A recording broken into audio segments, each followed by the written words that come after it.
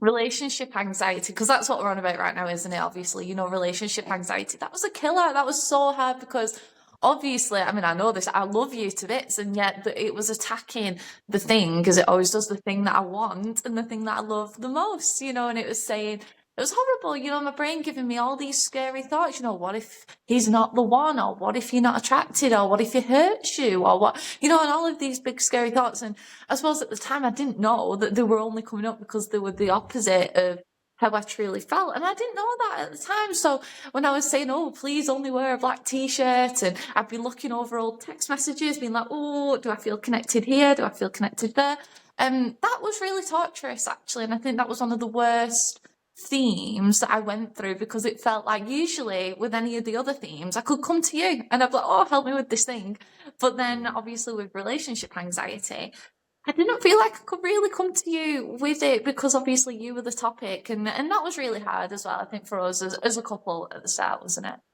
Yeah, absolutely. And it's hard to navigate. And I think I empathise because I think a lot of couples do go through that. And I think I know it probably didn't feel it at the time, but I think we had the benefit of both understanding eventually what was going on. And then when you kind of Mm. understand what is happening, yes, okay, it's still very, very difficult in the moment, but it sort of becomes like me and you against the problem, not like our Proper. separate struggles causing friction between us. It's kind of like we become like this united front against this obstacle rather than something getting between us. But I think a lot of couples do struggle with it.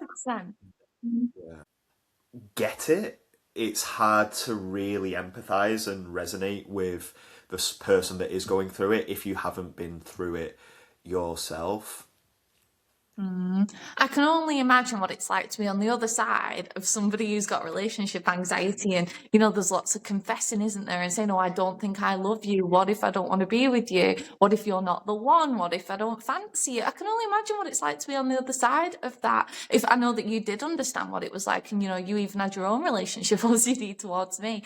But to be on the other side of that for the loved ones, I can only imagine I had. That is. And I suppose that's why often when I'm working with clients, sometimes I will invite the loved one in just to explain a little bit about what's going on. And actually, they do really love you. And it's because they really love you that they're going through all of this turmoil.